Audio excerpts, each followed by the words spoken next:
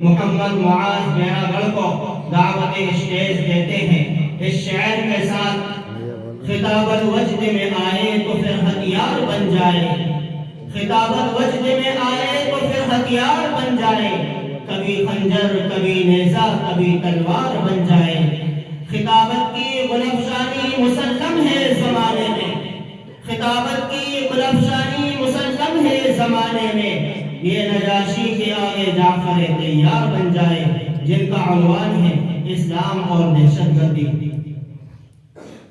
السلام علیکم ورحمۃ اللہ وبرکاتہ۔ نحمده ونصلي على رسوله الكريم، اما بعد فاعوذ باللہ من الشیطان الرجیم، بسم اللہ الرحمن الرحیم۔ لا تقتلوا النفس التي حرم الله إلا بالحق، وقال النبي صلى الله عليه وسلم أكبر الكبائر الإشراك بالله وقتل النفس وعقوق الوالدين وقول الزور۔ رلاتی ہے تیری حالت اے مسلمان مجھ کو کہ عبرت خیز ہے تیرا فسانہ سب فسانوں میں۔ برادران ملت اور حاضرین مجلس، آج آپ ریڈیو اور ٹیلی ویژن میں سنتے ہیں کہ فلاں جگہ دہشت گردی ہو رہی ہے، فلاں جگہ دہشت گردی پھیلانے کی کوشش کی جا رہی ہے۔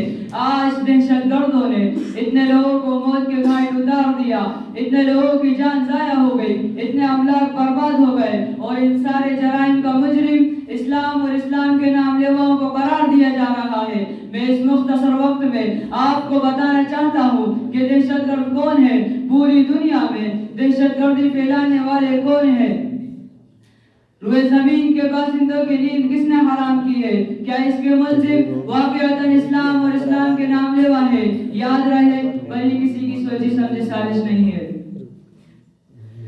دوستوں اور اسلام کے پروانوں، اسلامی تاریخ کے مطالعہ کرنے والے جانتے ہیں کہ اسلام نے ہمیشہ امن و شانتی کی دعوت دی ہے، صلح و معاشرتی کی دعوت دی ہے، آپسی محبت و الفت کی دعوت دی ہے، اخوت و بھائی چارگی کی دعوت دی ہے، میل ملاپ و خیر سگالی کی دعوت دی ہے، نصیحت و خیر خواہی کی دعوت دی ہے، ظلم و زیادتی سے روکا ہے، فتنہ و فساد سے روکا ہے، حق تلفی اور حق ماننے سے روکا ہے، خواہ مخواہ کی نزاعت سے روکا ہے۔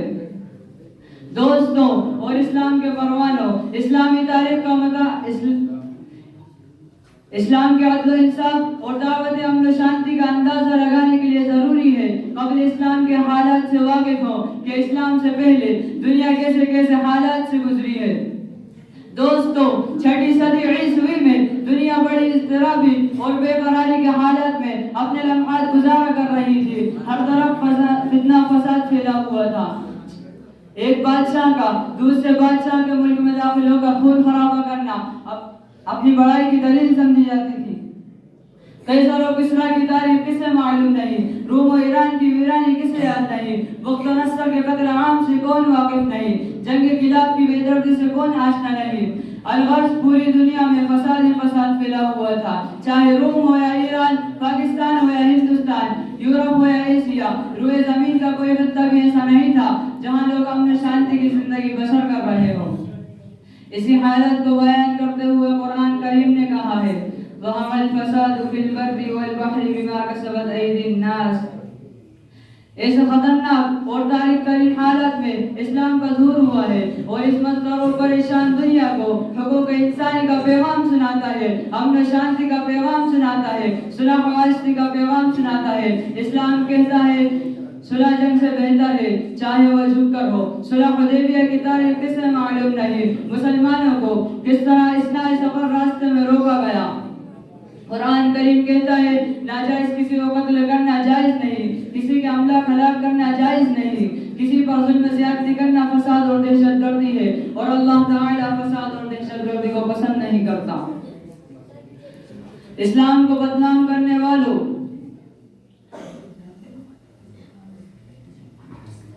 میں بس ان لوگوں کو اتنا مشورہ دیتا ہوں کہ کئی موقع ملے تو میری نبی کی زندگی کے حالات کا مطالعہ کرو، ان کی نبوت میں اور بادشاہت و سرداری میں صرف محبت ہی محبت ملے گی۔ इंसानियत के हुकूक और अल्लाह ताला की मखलूक से हमदर्दी का सबक मिलेगा। अल्लाह ताला हमें समझ अता फरमाए। व आखिरु दावाना अल्हम्दुलिल्लाहि रब्बिल आलमीन। माशाअल्लाह, ये थे मोहम्मद मुआज बैरागढ़, जो बहुत ही बेबाक अंदाज में इस्लाम और दहशतगर्दी के पहलू को आपके सामने उजागर कर रहे थे। अल्लाह ताला मौसूफ को मैदान खिताबत का शहसवार बनाए। इसके बाद अपने प्रोग्राम को आगे बढ़ाते हुए अगले मुसाहिब मोहम्मद हारिस बहरगंज को दावत सुबन पेश करते हैं इस शेर के साथ कि सोती हुई कौमें जाग उठी, बेदार मुसलमान सोता है। सोई हुई कौमें जाग उठी, बेदार मुसलमान सोता है। गहवारे क़ल्ब मोमिन में अब जज्बा ईमान सोता है। जिनका उन्वान है मुसलमानों की तबाही और उसका इलाज। अस्सलामु अलैकुम व रहमतुल्लाहि व बरकातुहू। अल्हम्दुलिल्लाहि रब्बिल आलमीन वस्सलातु वस्सलाम अला सय्यिदिल अंबिया'i वल मुरसलीन व अला आलिहि व अस्हाबिहि अजमईन। अम्मा बअद, फ़अऊज़ु बिल्लाहि मिनश शैतानिर रजीम। बिस्मिल्लाहिर रहमानिर रहीम। वअंतुमुल अअलौना इन कुंतुम मुअमिनीन। सदक़ल्लाहुल अज़ीम। वो मुअज़्ज़ज़ थे ज़माने में मुसलमान होकर, वो मुअज़्ज़ज़ थे ज़माने में मुसलमान होकर, और हम ख़ार हुए तारिके कुरान होकर। मुहतरम बुजुर्गों और अज़ीज़ साथियों, मेरी तकरीर का उन्वान मुसलमानों की तबाही और उसका इलाज है। आइए इस मौजू के तहत हम अपने शानदार माजी पर एक नजर डालकर मुस्तकबिल की तामीर और तरक्की के सामान तलाश करें। कुरान करीम में रब्बे ज़ुल जलाल का इरशाद है, वअंतुमुल अअलौना इन कुंतुम मुअमिनीन। तुम ही सर बुलंद रहोगे अगर तुम मोमिन हो। ये इरशाद बारी हमारी पूरी तारीख का इख्तिसार है और इसी में हमारी तरक्की का राज मुज़म्मल है। तारीख के सैकड़ों वाक़ियात ये बताने के लिए काफी है कि जब भी हमारा रिश्ता अल्लाह और उसके दीन से मजबूत रहा, सर बुलंदी और कामयाबी ने हमारे कदम चूमे, और जब कभी इस रिश्ते में किसी किस्म की कमजोरी आई, हम इज्जत और वफात के आसमान से जिल्लत और पस्ती के लहर में जा गिरे। तारीख हमारे सामने जंगे बदर की मिसाल पेश करती है। जंगे बदर में जो कामयाबी हुई वो सिर्फ इसी रिश्ते की मजबूती की बुनियाद पर हुई, वरना अगर कामयाबी होती तो कुफ्फारे मक्का तो होती, क्योंकि कुफ्फारे मक्का तकरीबन 1000 थे और बड़े जोश और खरोश के साथ थे। उनके पास 700 ऊंट और 200 घोड़े थे। मोहतरम बुजुर्गों और दोस्तों, जब मकाम बदर पर पहुंचते हैं तो देखते हैं कि कुफ्फारे मक्का बुलंद मकाम पर खैमाज़न हो चुके हैं, जहां पानी की भी फरावानी है। बेचारे मुसलमानों को पस्त और रेतीली जमीन पर खैमाज़न होना पड़ा। ऐसी जगह पर के अगर किसी को प्यास लगे तो एक घूंट पानी पीने को ना मिले। और जंग के अंदर जितने असबाब वो जितनी चीजों की जरूरत पड़ती है वो सब कुफ्फारे मक्का को हासिल थी। मगर जब लड़ाई शुरू होती है तो कुफ्फारे मक्का गाजर मूली की तरह काटे जाते हैं। कुफ्फारे मक्का का सबसे बड़ा सरदार अबू जहल को बच्चों माज और मौलूस के जरिए मारा जाता है, और अब्दुल्लाह बिन मसऊद रज़ियल्लाहु अन्हु अबू जहल का सर कलम करते हैं। मुसलमानों, आप जानते हो कि अब्दुल्ला बिन मसऊद रज़ियल्लाहु अन्हु कौन है? ये वही है जिनको मक्का के सेल में इसी अबू जहल ने मारते मारते बेहोश कर दिया था। आज मैदान जंग के अंदर वही अब्दुल्ला बिन मसऊद रज़ियल्लाहु अन्हु अबू जहल का सर कलम करते हैं। उमय्या बिन खल्फ अबू जहल के बाद कुफ्फारे मक्का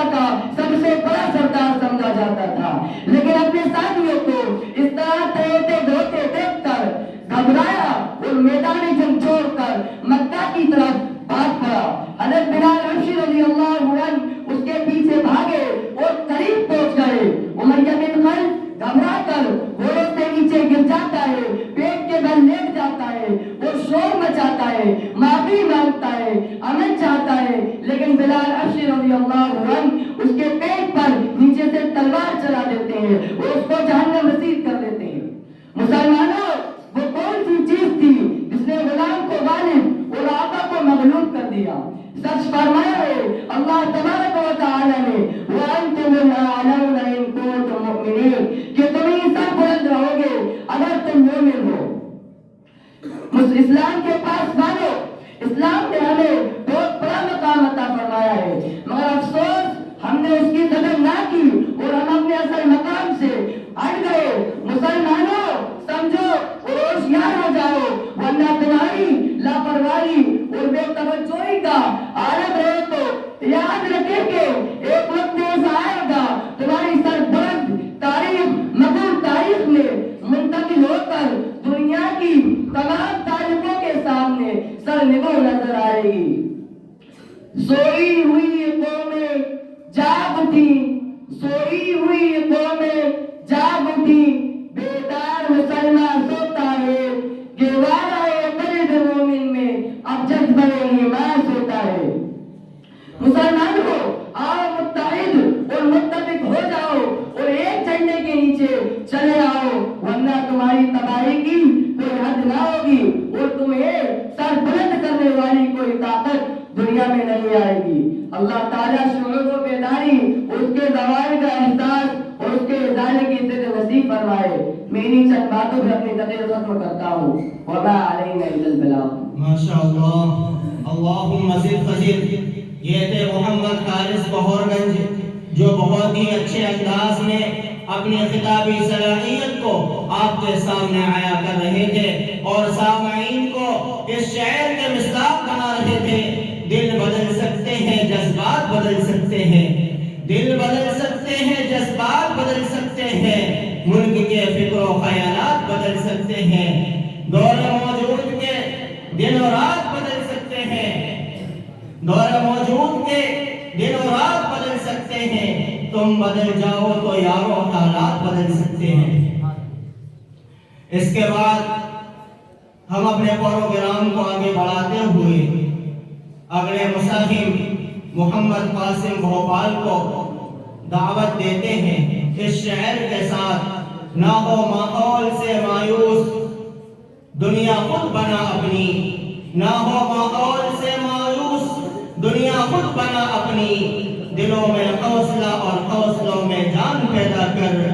ضرورت ہے کہ ماضی کی طرح روشن ہو مستقبل، ضرورت ہے کہ ماضی کی طرح روشن ہو مستقبل، کوئی بوزر، کوئی خالد، کوئی سلمان پیدا کر، جن کا عنوان ہے مقام صحابہ رضی اللہ تعالی عنہم۔ السلام علیکم ورحمۃ اللہ وبرکاتہ۔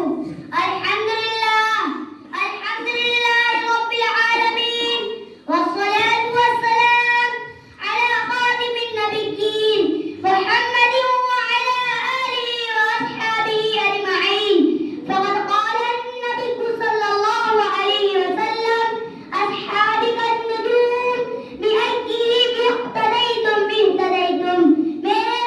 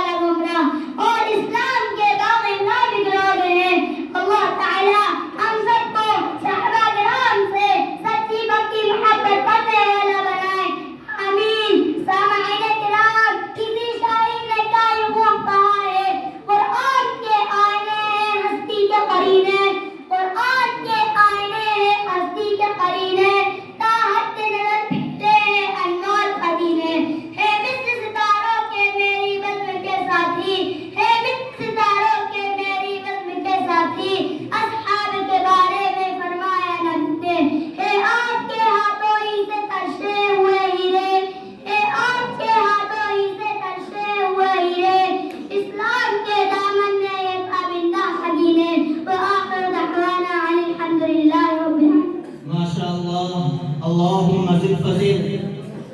یہ تھے محمد قاسم بھوپال جو بہت ہی بے باک انداز میں اپنا خطاب پیش کر رہے تھے. میرے عزیز ساتھیوں، موصوف قد و قامت کے اعتبار سے بڑے چھوٹے معلوم ہو رہے تھے، لیکن اپنے چھوٹے منہ سے بڑی بات کہہ گئے. یہ بچے نہیں، قوم کا سرمایہ ہے. یہ بچے نہیں ہیں، قوم کا سرمایہ ہے. ان کی باتوں میں مستقبل کا اشارہ ہے. اس کے بعد ہم اپنے پروگرام کو آگے بڑھاتے ہوئے اگلے مصاحب محمد سلمان سرا کو دعوت سخن پیش کرتے ہیں اس شعر کے ساتھ کہ امت کی سرپرستی عالم کو دی خدا نے. امت کی سرپرستی عالم کو دی خدا نے، رحمت بھی ہے برستی عالم ہی کی دعا سے. جن کا عنوان ہے دور حاضر میں علماء کی ذمہ داری. السلام علیکم ورحمۃ اللہ وبرکاتہ. نحمده ونصلي على رسوله الكريم. اما بعد فقد قال الله تعالى في شان وارث الانبياء انما يخشى الله من عباده العلماء. وقال النبي صلى الله عليه وسلم العلماء ورثة الانبياء لأن الأنبياء لم يورثوا دينارا ولا درهما إنما ورثوا العلم. شمع کی روشنی سے ہر کنارہ جگمگاتا ہے. شمع کی روشنی سے ہر کنارہ جگمگاتا ہے. ایک عالم کی سعی سے عالم گل رہ پاتا ہے.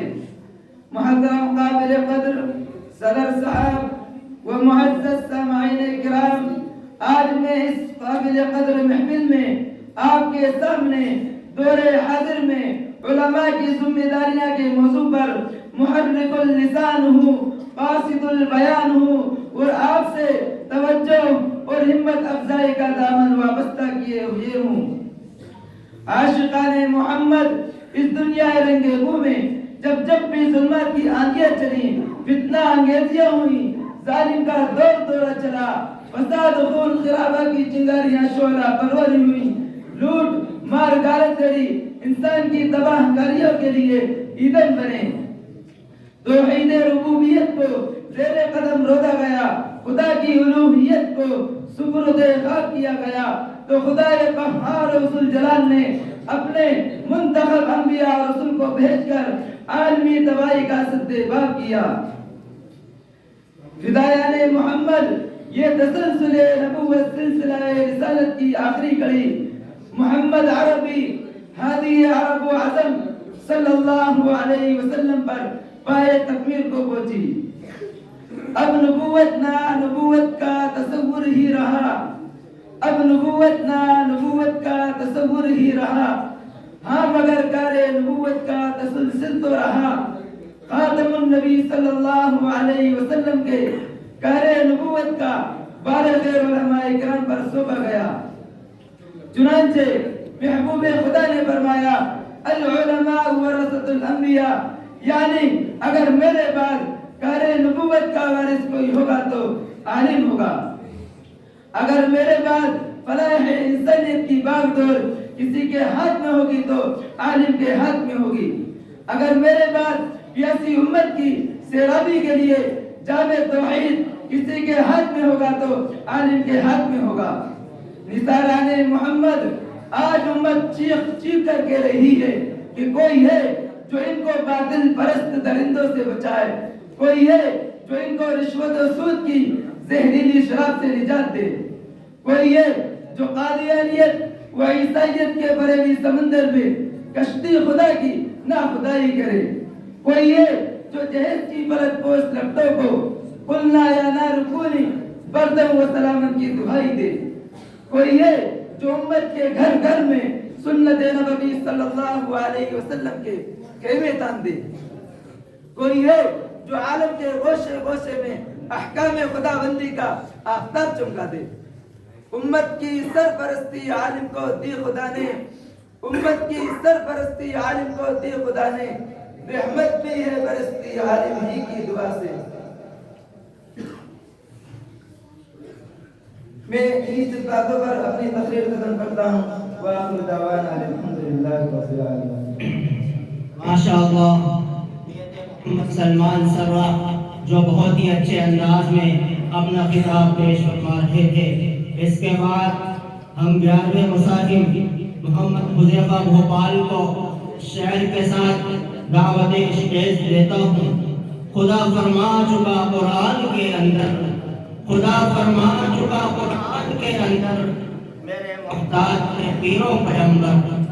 نہیں طاقت سوا میرے کسی میں، نہیں طاقت سوا میرے کسی میں، کہ تمہارے کام آوے بے بسی میں. السلام علیکم ورحمۃ اللہ وبرکاتہ. الحمد للہ وکفى وسلام علی عباده الذین اصطفى. اما بعد، اعوذ باللہ من الشیطان الرجیم. بسم اللہ الرحمن الرحیم. ان اللہ لا یغفر ان یشرک به ویغفر ما دون ذلك لمن یشاء ومن يشرك بالله فقد ضل ضلالا بعيدا. صدق اللہ العظیم. میرے محترم بزرگوں اور دوستوں، آج کی اس محفل میں میرا موضوع سخن وہ بدعت و خرافات ہے جن میں دور حاضر کے مسلمان مبتلا ہیں. رب ذوالجلال نے قرآن مقدس میں ارشاد فرمایا،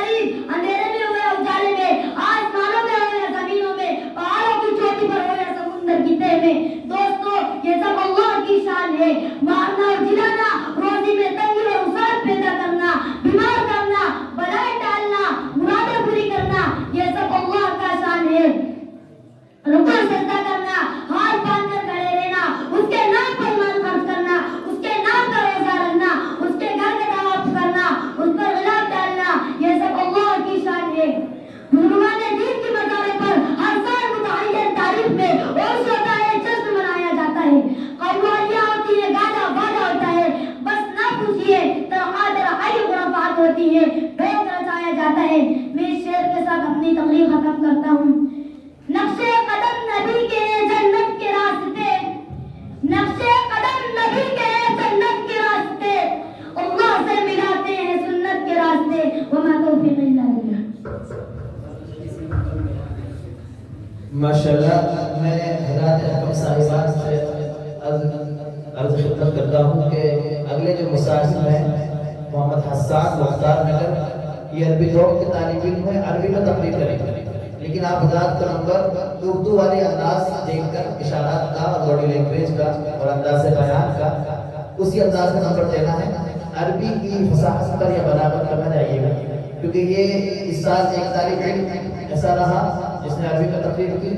آئندہ سال ہمارا یہ عزم ہے انشاءاللہ کہ ہم باضابطہ النادل عربی کی ایک باضابطہ انجمن چلائیں گے، جس میں تمام عربی کے جو طلبہ ہیں وہ سب شرکت کریں گے اور ان کا تمام تر پروگرام عربی میں ہی ہوگا۔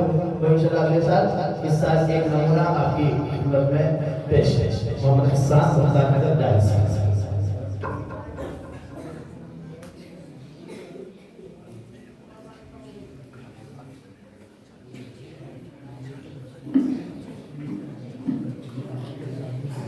السلام علیکم ورحمۃ اللہ وبرکاتہ۔ الحمد للہ ذی العرش المجید فعال لما يريد، واشهد ان لا اله الا الله وحده لا شريك له يحيي ويميت وهو حي لا يموت، واشهد ان سيدنا ونبينا محمدا عبده ورسوله صلی اللہ علیہ وسلم وعلى آلہ وأصحابہ وأتباعہم اجمعین إلى یوم الدین۔ أيها الإخوة المسلمون، إذا أراد الإنسان سفرا من بلد إلى بلد فماذا يفعل؟ أليس له أن يهتم به ويعد له عدته؟ وإذا أراد الإنسان الانتقال كليا من بلاد إلى بلاد ليقيم بها فماذا يفعل؟ أليس يصفي حساباته من هذه وينقلها إلى تلك ويعمل كل ما فيه راحته وسلامته في سفره ومقامه؟ إن أمامنا عباد الله سفرا من دار إلى دار، انتقال من دار إلى دار، انتقال من هذه الحياة الدنيا إلى دار الآخرة دار القرار۔ أمامنا طريق صعب لا بد من سلوكه، وأمامنا عقبات لا بد من المرور عليها، يجب أن نستعد لها بما يناسبها، يجب علينا أن نتزود بزاد سفرنا، وأن نقدم أمامنا لدار مقامنا، وأن نجعل هذه الدار متاعا لآخرتنا، فهذه مزرعة تلك، ومن زرع اليوم حصد غدا، فأين الآباء والأجداد؟ أين الأبناء والأقارب والأحفاد؟ أين الملوك والرؤساء؟ أين القضاة والأمراء؟ إنهم بلغوا ما قدموا وحصدوا وما زرعوا، وإنكم ستسيرون مسيرهم، فتذكروا هذا الطريق الموحش، تذكروا سكرات الموت ونزعات الروح، تذكروا القبر وسؤال منكر ونكير۔ كيف يكون حال الإنسان إذا بلغت الروح التراقي وظن أنه الفراق والتفت الساق بالساق، إذا تذكر أعماله السيئة وتقصيره في جانب الله؟ فهل ينبغي لمن آمن بالله واليوم الآخر، وهل يليق بمن عرف مصير الأوائل والأواخر ورأى أن الموت يأخذ الأصاغر والأكابر، أن يطمئن إلى هذه الحياة أو يركن إلى دنياه؟ قال رسول الله صلى الله عليه وسلم: كفى بالموت واحد وكفى باليقين غنى، وجلس على شفير قبر فبكى حتى بل الثراء، ثم قال: يا إخواني لمثل هذا فأعدوا. فعلينا أيها السادة أن نتقي الله ونتأهب للرحيل ونتزود لمقامنا، وأن نسأل الهداية والتوفيق والثبات، فإنه ولي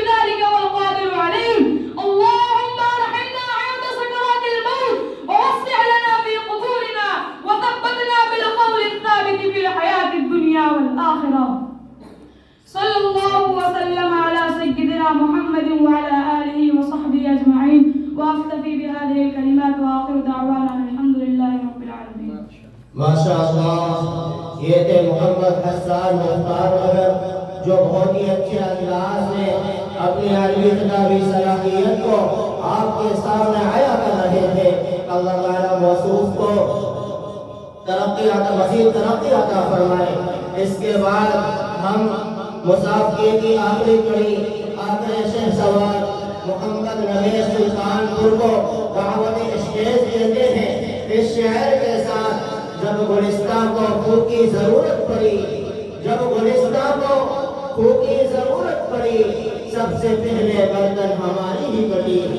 پھر بھی کہتے ہیں ہم سے یہ اہل چمن، پھر بھی کہتے ہیں ہم سے یہ اہل چمن، یہ چمن ہے ہمارا تمہارا نہیں.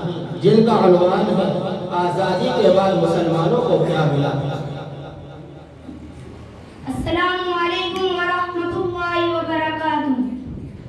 نحمدہ ونصلی علی رسولہ الکریم، اما بعد. معزز علماء اکرام اور مہمانان اعظام اور عزیز دوستو، جشن آزادی کی میری تقریر کا عنوان آزادی کے بعد مسلمانوں کو کیا ملا. یہ بہت ہی اہم سوال ہے. ہر مسلمان کو اس پر غور کرنے کی ضرورت ہے، کیونکہ ہندوستان کی آزادی میں سب سے زیادہ حصہ مسلمانوں کا ہے. آپ جانتے ہیں کہ آج سے 70 سال پہلے ہمارا وطن عزیز انگریزوں کا غلام تھا. انگریزوں نے ہمارے ملک کو تقریباً 200 سال تک غلام بنا کر رکھا. اس ملک کو جی بھر کر لوٹا. اس ملک کی دولت کو اپنے ملک انگلینڈ لے گئے. اس زمانے میں ہمارا ملک سونے کی چڑیا کہا جاتا تھا اور یہ دولت و ثروت سے مالا مال تھا. حضرات، لہذا مسلمان نوابوں، سرداروں اور حکمرانوں نے انگریزوں سے جہاد کیا اور اپنے وطن کے لیے خون کا نذرانہ پیش کیا. شہادت کا جام نوش کیا. نواب سراج الدولہ، ٹیپو سلطان اور ان کے والد نواب حیدر علی نے انگریزوں سے جہاد کیا، اور اپنے ہی لوگوں کی غداری کی وجہ سے ہارنا پڑا. پھر علماء اسلام میدان میں آ گئے، انگریزوں سے جہاد کیا، وطن کے لیے جیل بھیجے گئے، قتل کیے گئے، پھانسی پر چڑھائے گئے، سولی پر چڑھائے گئے اور جلا وطن کیے گئے. مسلمانوں نے اپنے گھروں کو وطن کی آزادی کے خاطر ویران کیا، بچوں کو یتیم کیا، بیویوں کو بیوہ کیا اور تحریک چلاتے رہے اور انگریزوں کا ظلم و ستم سہتے رہے. معزز سامعین، 50,000 سے زیادہ علماء کو انگریزوں نے شہید کیا. تب جا کر 15 اگست 1947 کو ہمارا ملک ہندوستان آزاد ہوا. لیکن مسلمانوں کو ان کی قربانیوں کا بدلہ کیا ملا؟ یہی اہم سوال ہے. یہ تو سب جانتے ہیں کہ آزادی کے بعد مسلمانوں کو مسلسل فسادات ملے، گھر جلائے گئے، بستیاں ویران کی گئیں، کاروبار کو تہس نہس کیا گیا، ملازمتوں کے دروازے بند کر دیے گئے. کہنے کو تو مسلمانوں کو ہر طرح کے حقوق حاصل ہیں، مسلمان برابر کی شہری ہے، ان کو مذہبی آزادی حاصل ہے، مگر عملی طور پر نفرت، تعصب، اشتعال انگیزی اور بدنامی مل رہی ہے.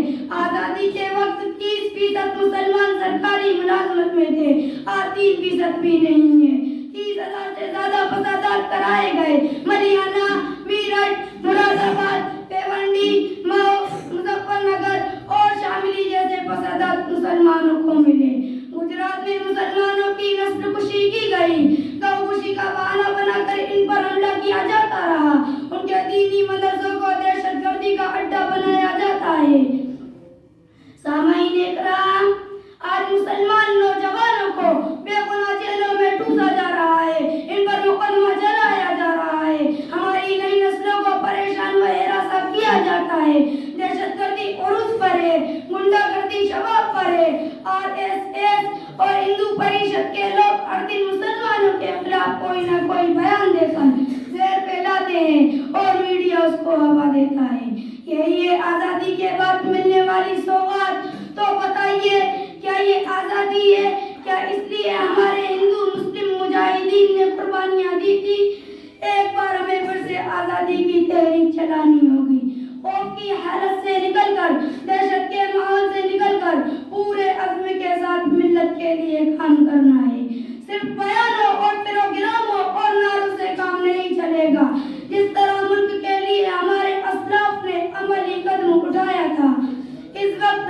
اس کی جرأت و ہمت، عزم و حوصلے کی ضرورت ہے، تب جا کر ہم امن و سکون کے ساتھ اس ملک میں رہ پائیں گے۔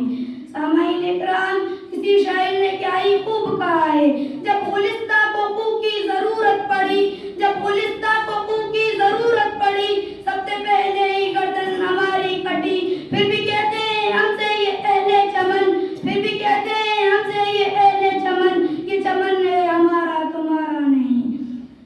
باخر دعوانا الحمدللہ رب العالمین۔ ماشاءاللہ، یہ تھے محمد نوید سلطان پور جو بہت ہی بے باک انداز میں اپنا خطاب پیش کر رہے تھے۔ الحمدللہ ثم الحمدللہ، آج کا ہمارا یہ اردو تقریر کا مسابقہ بآسانی اپنے اختتام کو پہنچا، اور اخیر میں اظہار تشکر کے لیے میرے ذہن میں یہ شعر بار بار آ رہا تھا، مشغولیت کے باوجود تشریف لائے ہیں یہاں، مشغولیت کے باوجود تشریف لائے ہیں یہاں، شکریہ ہے آپ کا، آپ پھر آئے یہاں۔ آج کی تقریب ہو گئی بحسن خوبی اختتام، آج کی تقریب ہو گئی بحسن خوبی اختتام۔ السلام السلام السلام السلام۔ السلام علیکم ورحمۃ اللہ وبرکاتہ۔ انتہائی دل خوشی اور مسرت سے گیت گا رہا ہے، اور نہ پوچھئے کہ ہم ارباب جامعہ کس قدر خوشی میں مگن ہیں کہ آپ تمام حضرات ایک چھوٹی سی دعوت پر بھاگے چلے آئے۔ اللہ آپ کے آنے کو مبارک کرے۔ حضرات سامعین، یہ ہمارا پروگرام ایک افتتاحیہ سمجھیے، ہمارا اصل پروگرام تو فضلہ کا ہے، جلسے کا نام جلسہ قدیم ہے۔ آپ میرے پیچھے جو پوسٹر دیکھ رہے ہیں اس پہ یقیناً آپ کو دکھائی دے رہا ہوگا کہ سالانہ مسابقہ خطابت لکھا ہوا ہے، لیکن اس پوسٹر کے پیچھے ایک پوسٹر اور چھپا ہوا ہے جس میں جلسہ ابناء قدیم لکھا ہوا ہے۔ یہ نشست ہم نے اس لیے رکھ لی تاکہ آپ حضرات کو اس بہانے سے رات کا قیام اس مادر علمی میں کرایا جا سکے، اور آپ کے اقوال ذری سے اور آپ کی قدم رنجائی سے اور آپ کی باتوں سے حضرت محتمم صاحب قاری محمد انوار عثمانی صاحب لطف اندوز ہو سکے، اور ان کو خوشی ہو اور ان کا دل مگن ہو کہ مدرسہ جب اپنے 20 سال مکمل کر رہا ہے، اس وقت مدرسے کی حالت یہ ہے، اور یہ مدرسے کے لیے بہت ہی فخریہ بات ہے کہ الحمدللہ ان 20 سالوں میں مدرسہ ہادہ نے 90 فضلاء ایسے تیار کر دیے جو پوری احمدی کے اندر الحمدللہ دین کی خدمت کر رہے ہیں۔ اللہ آپ کے آنے کو قبول کرے۔ حضرات سامعین، میں آگے کچھ کہوں گا، اس سے پہلے عرض یہ ہے کہ جو مسابقہ آپ دیکھ رہے تھے، دراصل یہ مسابقہ فائنلی مسابقہ تھا۔